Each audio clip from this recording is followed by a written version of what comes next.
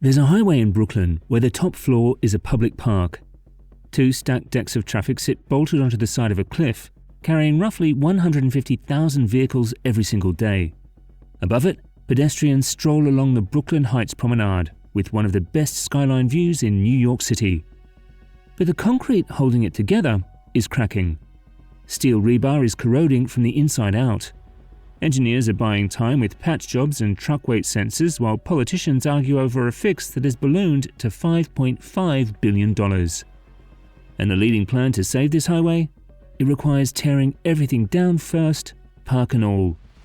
This is the one-of-a-kind American highway that is decaying the same way a bridge in Italy did before it killed 43 people. And right now, nobody in charge can agree on how to stop it. To understand why this situation is such a mess, you need to know what the Brooklyn-Queens Expressway actually is. The BQE, officially Interstate 278, is Brooklyn's only interstate highway. It stretches roughly 12 miles through the heart of two boroughs, connecting commuters, freight trucks, and delivery vehicles to the regional highway network and the city's bridges. About 13,000 of those daily vehicles are commercial trucks, making this a critical freight corridor for the entire Northeast. Most of the BQE looks like any other aging urban highway, but a 0.4-mile stretch running along the Brooklyn Heights waterfront is unlike anything else in the country. This is the Triple Cantilever, a 3-level stacked structure wedged into the side of a hill. The bottom 2 levels carry traffic. The top level is the Brooklyn Heights Promenade, a beloved public walkway that draws visitors from across the city. And this, the part that everyone treasures, is the section that's falling apart. The irony writes itself. The crumbling heart of New York's most hated highway is also its most beloved stretch. So why would anyone stack a highway 3 levels high and put a park on top? Because Robert Moses wanted 6 lanes through the neighborhood, and Brooklyn Heights said no.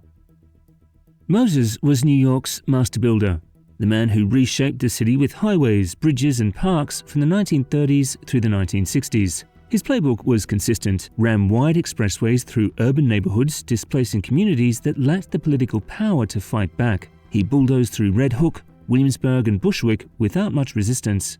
Brooklyn Heights was different. The neighborhood was wealthy, well-organized, and politically connected. Residents pushed back hard against the standard highway Moses wanted to drive through their streets. The compromise was a narrower, stacked design. 2 levels of traffic would be tucked against the cliff face, and a 3rd level on top would become a landscaped promenade as a compensation to the community. Engineers designed the Triple Cantilever in the late 1940s and completed it in 1954. It was clever engineering and a political concession. But that concession only went one direction. The communities Moses destroyed elsewhere along the BQE corridor, predominantly black and brown neighborhoods, received no promenade. They got a highway through their living rooms. That inequity still defines the politics around the BQE today. For its time, the Triple Cantilever was a genuine feat of engineering. The concept is simple in principle. A cantilever is essentially a shelf bolted to a wall. Rather than standing on columns or legs like a typical highway overpass, the BQE's decks jut outward from a massive retaining wall built into the Brooklyn Heights escarpment. The bottom deck carries Staten Island-bound traffic. The deck above carries Queens-bound traffic. And above both sits the promenade, offering sweeping views of Lower Manhattan and the harbor. The design allowed Moses to squeeze a highway into a narrow corridor without demolishing the neighborhood above it. Engineers at the time considered it a marvel of mid-century infrastructure. But here is the critical detail most people miss. Because the structure is anchored to a hillside rather than standing on 3 columns over open water, if it fails, it falls onto Furman Street, onto Brooklyn Bridge Park, and potentially onto the residential buildings sitting directly beside it. That is the math that keeps engineers up at night. Engineers designed the Triple Cantilever for a roughly 50-year lifespan. It's now over 70 years old. The enemy is water. Road, salt, and rainwater seep into concrete over decades, reaching the steel rebar embedded inside. Once moisture contacts the steel, it begins to rust. Rust expands, cracking the concrete from the inside out. Chunks of concrete break away in a process called spalling, exposing the corroded rebar beneath. When the city's Department of Transportation inspected sections of the structure around 2016, engineers rated part of it as poor. The original design also never accounted for modern truck weights. The federal maximum for trucks on an interstate is £80,000, but before the city cracked down, enforcement data showed some trucks crossing the cantilever at well over £100,000. The worst offenders exceeding the legal limit by 100% or more, double the weight the road was built to bear. Every overweight truck accelerates the damage. Every freeze-thaw cycle opens new cracks. When crews built the cantilever in the 1940s and 50s, truck weight limits were roughly 11% lighter than they are today. The engineers who designed this road never anticipated the loads it would carry decades later. The structure is aging faster than anyone predicted, and every year of deferred action makes the math worse. On August 14, 2018, a section of the Morandi Bridge in Genoa, Italy, collapsed during a rainstorm. 43 people died. The cause was devastatingly familiar. Corrosion of the steel inside the bridge had been eating away at the structure for years. The bridge's designer, Riccardo Morandi, had warned about salt air corrosion as early as 1979. His warnings went unaddressed. By 2018, the internal damage had weakened the bridge past the point of recovery. A trial followed. 59 defendants were charged with manslaughter and other offences. In a first instance verdict in July 2024, an Italian court convicted 18 former executives and employees of the company that managed the bridge. An important distinction needs to be clear. The Morandi Bridge was a cable-stayed structure, a completely different design from the BQE's cantilever. The two structures are not the same, but the mechanism is identical. Water, salt, corroding embedded steel, ignored warnings, and decades of deferred maintenance. New York City engineers have drawn this exact parallel themselves. The pattern is the warning. If the triple cantilever is this far gone, why is it still open to traffic? In 2020, a 17-member expert panel convened by Mayor Bill de Blasio released its findings on the BQE. Their findings were grim. Without intervention, the cantilever could become unsafe for heavy truck traffic as early as 2026. The full structure would need replacement by the mid-2030s. The city responded with a series of stopgap measures. In 2021, officials reduced traffic from 3 lanes in each direction down to 2, lightening the load on the aging structure. Then, in 2023, New York City became the first city in the country to deploy weigh-in motion sensors on a highway, automatically detecting and fining trucks that exceed the 80,000-pound weight limit with $650 violations. By late 2024, overweight trucks on the Queens-bound BQE had dropped by 60%. The city expanded enforcement to the Staten Island-bound direction in 2025. Still, the DOT insists the structure remains safe, calling it one of the most closely monitored pieces of infrastructure in the city. Engineers inspect it regularly, and interim repair closures happen multiple times a year, reinforcing concrete and replacing corroded steel. Monitoring a problem is a very different thing from solving one, and every year without a permanent solution, the clock moves closer to zero. But rebuilding it presents a problem no one wants to solve. The leading options to fix the BQE may end up worse than the problem they're trying to solve. The first major proposal involves rebuilding the triple cantilever in place, lane by lane, with no temporary bypass. It would take over 8 years and carry the highest price tag of any option. Traffic disruptions during construction would be severe and prolonged. The second option, floated during the de Blasio administration, was more dramatic.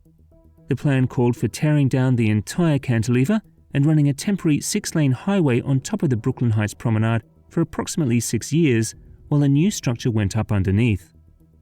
One of the most beloved public spaces in Brooklyn would simply disappear for the better part of a decade. Residents killed that idea. The backlash was swift and overwhelming. Community groups feared the temporary highway would become permanent and that the rebuild would widen the road back to 6 lanes, increasing noise, pollution, and traffic in a neighborhood that fought those exact outcomes 70 years earlier. Both proposals shared a fundamental problem. they asked the neighborhood to sacrifice what makes the BQE livable in order to save the structure itself.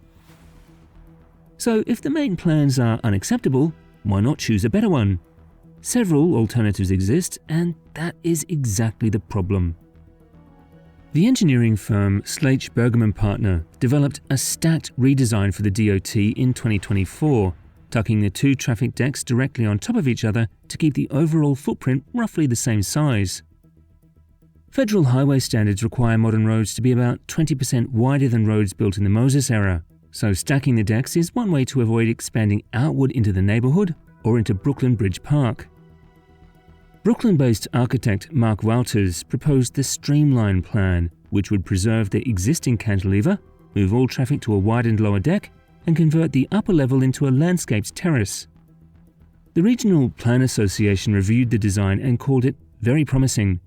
It would cost significantly less and take less time than a full demolition. Then there are the highway removal advocates. The BQE Environmental Justice Coalition and allied groups argue that the city should stop rebuilding a relic of the Moses era altogether, cap it, remove it, and rethink the corridor for the 21st century. A tunnel has also been floated. The DOT has called it unfeasible, citing the cost, ventilation challenges, and competing underground MTA infrastructure beneath the route. And underneath all of this sits a structural deadlock. The city owns the 0.4-mile cantilever section.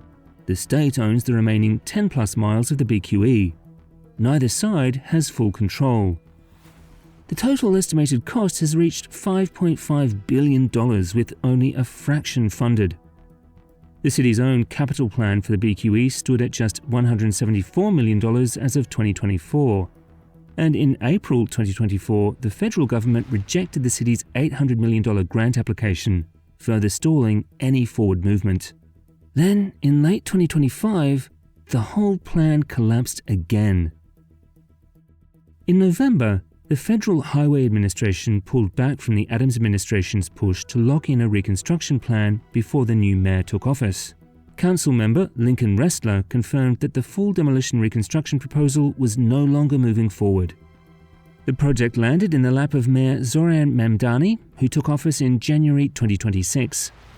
As of mid-2026, his administration's DOT is weighing whether to continue with the environmental review process inherited from the Adams era or pivot toward a longer-term rehabilitation strategy.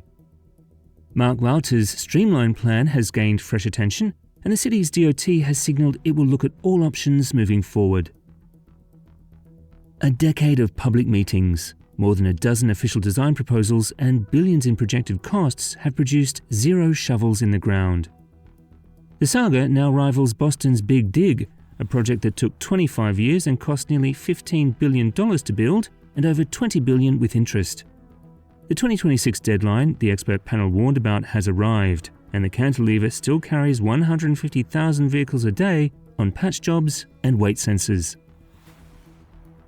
If the structure eventually fails, approximately 16,000 trucks per day would flood residential Brooklyn streets, severing a freight artery that serves the entire region. And unlike a bridge over open water, this structure would fall onto the city itself. The clock that was supposed to trigger action has already run out. The highway is still standing, waiting for someone to decide what comes next. Have you ever driven the BQE or walked the promenade sitting on its roof? How would you solve this? Rebuild a crumbling highway in the same spot? Demolish it and rethink the corridor? Or keep patching it up while you wait for someone to decide? Drop your take in the comments. If you found this one interesting, hit like and subscribe for more MegaBuilds stories.